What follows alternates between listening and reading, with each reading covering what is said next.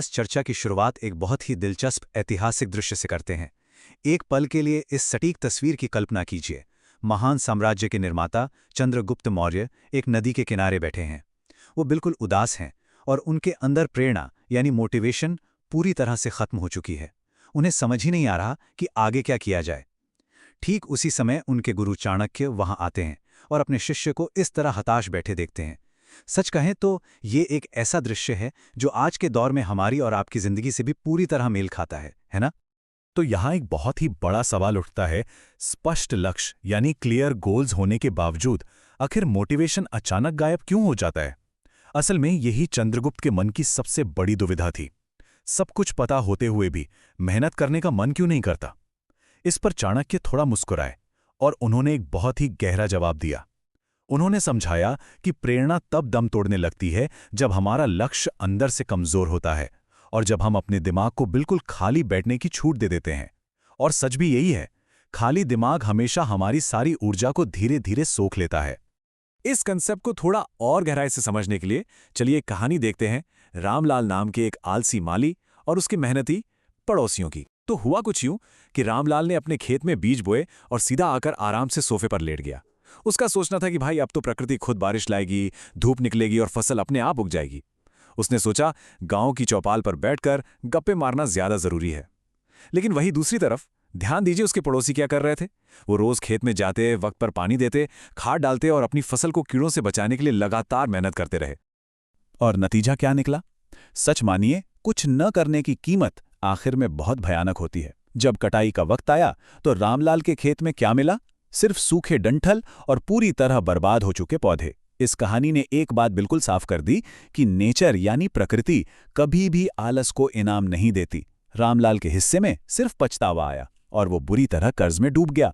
जरा सोचिए, अगर उसने उस वक्त थोड़ी मेहनत कर ली होती तो आज उसके गोदाम भी अनाज से भरे होते। बस इसी सीख को आगे बढ़ाते हुए चाणक्य ने मानसिक मजबूती और सफलता के लिए 6 बेहतरीन नियम बताए हैं। चलिए फटाफट इन पर एक नज़र डालते हैं। पहला, अपनी प्रगति पर ध्यान देना। दूसरा, स्पष्ट लक्ष्य तय करना। तीसरा, असफलता को खुले दिल से अपनाना। चौथा, लगातार कुछ नया सीखना। पांचवां, अनुशासन और कड़ी मेहनत। और छठा, सबसे अहम, कभी खाली ना बैठना। तो शुरुआत करते हैं पहले नियम से, प्रगति पर ध्यान देना यानी फोकस ऑन प्रोग्रेस। देखिए, लगातार खुद को दूसरों से कंपेयर करना ना एक ऐसी भूल भुलैया है जो किसी की भी सारी एनर्जी निचोड़ लेती है और दिमाग को पूरी तरह थका देती है। यहाँ चाणक्य की एक बहुत ही सटीक और गहरी बात याद आती है। उन्होंने कहा था, जीवन एक युद्ध क्षेत्र है और सबसे बड़ा शत्रु एक विचलित मन है। मतलब असली ताकत इसमें नहीं है कि पड़ोसी क्या कर रहा है या कोई और कहाँ पहुंच गया। असली पावर आती है दूसरों की जिंदगी से पूरी तरह अपना ध्यान हटाने से और सिर्फ अपनी खुद की ग्रोथ और अपने काम पर फोकस करने से। जो इंसान दूसरों के मामलों में कम उलझता है, वही अपने जीवन में आगे का रास्ता साफ देख पाता है। अब बढ़ते हैं दूसरे नियम की तरफ, स्पष्ट लक्ष्य निर्धारित करना। असल में एक साफ और स्पष्ट लक्ष्य समुद्र के किनारे खड़े उस मजबूत लाइट हाउस की तरह काम करता है जो तूफान में किसी भटकती हुई नाव को सही रास्ता दिखाता है। बिना लक्ष्य के हम सब बस इधर उधर घूमते रह जाएंगे। लेकिन भाई, सबसे बड़ा सवाल है कि इस लक्ष्य को आखिर पहचाना कैसे जाए। इसके लिए इन 3 बुनियादी सवालों पर गौर करना बहुत जरूरी है। पहला, आखिर चाहिए क्या? दूसरा, ये इतना महत्वपूर्ण क्यों है? और तीसरा, इस काम को कितना समय और एनर्जी दी जा सकती है? ये 3 छोटे छोटे सवाल जब हम इनका जवाब ढूंढ लेते हैं ना, तो दिमाग में आया एक छोटा सा विचार एक बहुत ही ठोस और एक्शन लेने लायक संकल्प में बदल जाता है। यही वो नजरिया है जो हर सुबह उठने का एक नया मकसद देता है।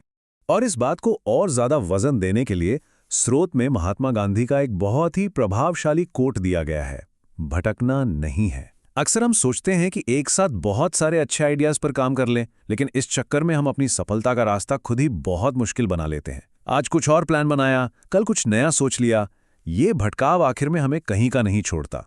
एक दिशा चुनना और बस उस पर पूरी तरह से डटे रहना, यही एकमात्र सही रास्ता है। आइए अब तीसरे नियम पर चलते हैं, असफलता को अपनाएं। सच कहूं तो हर मुसीबत और हर कठिनाई असल में हमारी सबसे अच्छी टीचर होती है। सच्चा आत्मविश्वास किसी काम में कभी फेल न होने में नहीं है, बल्कि गिरने के बाद हार न मानने में है। इस कंसेप्ट को इतिहास के पन्नों से ज्यादा बेहतर और कहीं नहीं समझा जा सकता। चलिए देखते हैं कैसे। पहले साल चंद्रगुप्त को एक छोटी सेना होने की वजह से बुरी तरह हार का सामना करना पड़ा। पर क्या उन्होंने हार मान ली? बिल्कुल नहीं। दूसरे साल उन्होंने एक कदम पीछे लिया, अपनी कमजोरियों का पूरी गहराई से विश्लेषण किया और खुद को फिर से तैयार किया। फिर आया तीसरा साल। उन्होंने आसपास के स्थानीय कबीलों के साथ एक बहुत ही मजबूत गठबंधन बनाया और फाइनली चौथे साल में उन्होंने ताकतवर नंद वंश को उखाड़ फेंका और महान मौर्य साम्राज्य की नींव रख दी। जरा सोचिए, अगर पहली हार से वो टूट गए होते तो क्या ये सब मुमकिन था? कभी नहीं। एक हार से सीखकर ही इतनी ऐतिहासिक जीत दर्ज की गई। खैर, अब हम चौथे नियम का रुख करते हैं, निरंतर सीखना। जिंदगी सच में एक अनंत यात्रा है, एक लंबा सफर है, और जिस दिन हमने ये मान लिया कि हमें सब कुछ आता है और सीखना बंद कर दिया, समझ लीजिए उसी दिन से विकास पर भी पूरी तरह से ब्रेक लग जाता है। रोजमर्रा की जिंदगी में सीखने के 3 बहुत ही सीधे रास्ते होते हैं।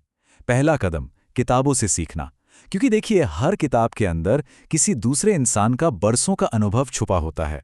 दूसरा कदम, लोगों से सीखना। असल में हर व्यक्ति अपने आप में एक चलता फिरता विश्वविद्यालय है। हर किसी से कुछ न कुछ नया जरूर सीखा जा सकता है।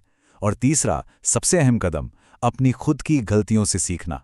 ये गलतियां लाइफ में ऐसे कड़वे सबक देती हैं जो जिंदगी भर याद रहते हैं। तो ध्यान रखिए, हर सुबह जब हम उठते हैं तो वो खुद को एक बेहतर इंसान बनाने का एक बिल्कुल नया मौका होता है। अब आते हैं 5वें नियम पर, अनुशासन और कड़ी मेहनत।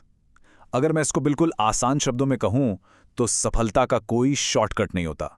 जी हां, कोई शॉर्टकट नहीं। चाहे काम शारीरिक हो या दिमागी, पसीना तो बहाना ही पड़ेगा। जैसा कि कहा जाता है, अनुशासन यानी डिसिप्लिन वो मजबूत रस्सी है जो हमें हमारे लक्ष्य की तरफ खींचती है। बहुत से लोगों को लगता है कि अनुशासन कोई बहुत बड़ा काम है, पर असल में सुबह वक्त पर उठना और थोड़ी एक्सरसाइज करना जैसी बिल्कुल आम आदतें ही वो सॉलिड फाउंडेशन बनाती हैं। यही आदतें हमें इधर उधर भटकने से रोकती हैं। अनुशासन ही वो इकलौती ताकत है जो देखे गए सपनों को असलियत में बदलने का नक्शा तैयार करती है। और अब हम अपनी इस चर्चा के छठे और आखिरी नियम पर पहुंच गए हैं, कभी खाली मत बैठिए। अगर याद हो तो ये नियम हमारी शुरुआत वाली कहानी से सीधा जुड़ता है। खाली बैठना असल में एक इन्विटेशन देने जैसा है, नेगेटिव और परेशान करने वाले विचारों को। ये बेवजह का डर पैदा करता है और दिमाग में फितूर भर देता है। तो भाई, फ्री टाइम का आखिर किया क्या जाए? इस खाली समय की एनर्जी को हमेशा एक पॉजिटिव दिशा देनी चाहिए। जैसे कोई नया स्किल सीख लिया, चाहे वो कोडिंग हो, नई नई रेसिपीज बनाना हो या पब्लिक स्पीकिंग हो। बाहर निकलकर नेचर के साथ थोड़ा वक्त बिताना, अपने आने वाले कल की कुछ अच्छी प्लानिंग करना या कोई नई हॉबी डेवलप करना। अपनी पुरानी गलतियों पर खाली बैठकर अफसोस जताने से तो लाख गुना बेहतर है कि उस कीमती वक्त को कुछ नया और क्रिएटिव करने में लगाया जाए, है ना? और अब इस पूरे विश्लेषण को हम एक बहुत ही गहरे सवाल के साथ यहां पूरा करेंगे, क्योंकि देखिए, एक इंसान का दिमाग कभी भी सच में आराम नहीं करता, यहां तक कि वो सोते वक्त भी लगातार सपने देखता रहता है। तो फिर सोचने वाली बात यह है कि आज हम सब अपनी इस चलती फिरती ऊर्जा से अपने वक्त के साथ क्या नया निर्माण करेंगे? इस असीमित मानसिक ऊर्जा को आज किस सही दिशा में लगाया जाएगा? ये एक ऐसा सवाल है जो हर किसी को अपने आप से जरूर पूछना चाहिए। इस पूरी चर्चा में साथ बने रहने के लिए बहुत बहुत धन्यवाद। उम्मीद है आज की ये बातें आने वाले सफर में काफी मददगार साबित होंगी।